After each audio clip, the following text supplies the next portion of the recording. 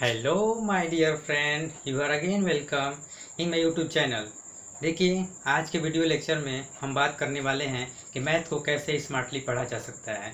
देखिए, मैथ को हमें जहाँ तक एक्सपीरियंस है, मैथ को 3 स्टेप में हम स्मार्टली पढ़ सकते हैं। अगर आप मैथ को स्मार्टली पढ़ना चाहते हैं, समझना चाहते हैं, तो इस वीडियो को अंत तक जरूर देखिए। मैं इतना ज़रूर कह सकता हूँ कि अगर आप वीडियो को अंत तक देखते हैं तो आप बड़े हों या छोटे हों, आपको ज़रूर कुछ फ़ायदा होगा। तो प्लीज़ वीडियो को अंत तक देखें। देखिए, मैथ को 3 स्टेप में स्मार्टली पढ़ा जा सकता है। देखिए, उसमें पहला स्टेप ये है कि सबसे पहले आपको जिस चैप्टर आप शुरू करने जा रहे हैं, उसके कंसेप्ट एंड एप्लीकेशन। देखिए, हम जब क्लास 12th में पढ़ते थे तो बहुत से स्टूडेंट बोलते थे या मेरे फ्रेंड बोलते थे कि यार मैथ में क्या कंसेप्ट है।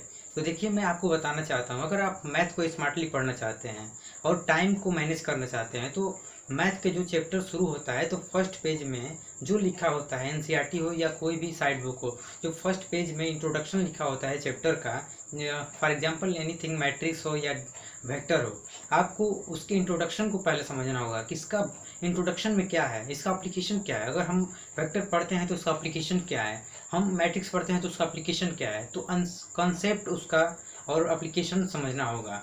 दूसरा, देखिए, इसी में आता है कि अगर आप किसी क्वेश्चन को करने जाते हैं, अगर मान लीजिए आप किसी भी क्वेश्चन करने जाते हैं, तो उसमें 40% आपके कंसेप्ट पे जाता है, 40% आपके एप्लीकेशन पे जाता है और 20% आपके करेक्टनेस पे जाता है। देखिए, अब इस डिफाइन करते हैं बढ़िया से।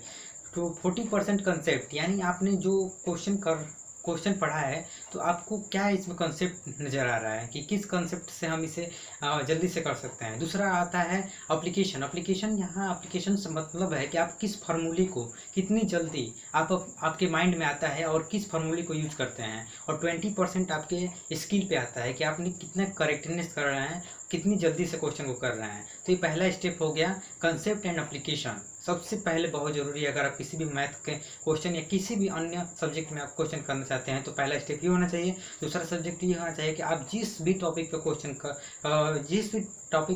कर रहे हैं, तो आपने कितने टाइप के क्वेश्चन किए और number of question. So number of question, आपको मिनिमम क्वेश्चन और वेरियस टाइप ऑफ क्वेश्चन करना है विथ मिनिमम टाइम। ये दूसरा स्टेप हो गया। और थर्ड स्टेप जो कि बहुत ही इंपॉर्टेंट है, ये बहुत से स्टूडेंट्स नहीं करते हैं। देखिए, अगर मान लीजिए आप क्लास 12th में पढ़ते हैं और आप एक टैलेंटेड स्टूडेंट हैं, अगर आपसे एवरेज स्टूडेंट अगर आपसे क्वेश्चन पूछता है, तो आप नहीं चाहते हैं कि हम उसको नॉलेज दें, क्योंकि आप सोचते हैं कि वो हमारी क्लास का स्टूडेंट है, अगर हम उसे नॉलेज देंगे तो कहीं हमसे आगे न बढ़ जाए। तो यही गलती करते हैं। स्मार्टली तरीका ये नहीं होता है। स्मार्ट तरीका ये होता है कि अगर आपसे कोई भी बंदा आपसे आपके क्लास में क्वेश्चन पूछता है, तो आपको सबसे पहले उसको बताना होगा कि बताने का क्या फ़ायदा होगा। देखिए, बताने से ये फ़ायदा होगा कि जब आप बताते हैं तो आप सेकेंड टाइम उस क्वेश्चन को कर रहे होते हो और सेकेंड टाइम आप समझा रहे होते हैं। आप समझते नहीं हैं, आप दूसरी बार समझा रहे होते हैं क्वेश्चन को। तो आपको तो सेकेंड टाइम, दूसरे टाइम में आपको एक्सपीरियंस हो रहा है। आपको उस क्वेश्चन को करने के लिए 2 बार एक्सपीरियंस हो गया। तो सबसे पहला काम आपका होना चाहिए कि अगर आपसे कोई भी क्वेश्चन पूछे, आपकी क्लास में एवरेज स्टूडेंट, तो आप ये मत सोचिए कि वो हमसे आगे निकलेगा। आप ये सोचिए कि वो तो अभी फर्स्ट टाइम पढ़ रहा होगा क्वेश्चन को, आपने तो सेकंड टाइम आपने उसे रिवाइज कर लिया। So always try to spread knowledge. हमने पहले के वीडियो लेक्चर में बताया है कि नॉलेज को हमेशा स्प्रेड करने का सोचिए। ये मत सोचिए कि कौन हमसे आगे निकल रहा है, कौन हमसे पीछे है। आप नॉलेज को स्प्रेड कीजिए। आप जो आपका मंजिल है, आप खुद अटेंड करेंगे, आप खुद अचीव कर लेंगे। So always try to spread knowledge. देखिए, 3 स्टेप में आपको मैथ स्मार्टली पढ़ सकते हैं। पहला, कंसेप्ट को क्लियर कीजिए और एप्लीकेशन जानिए।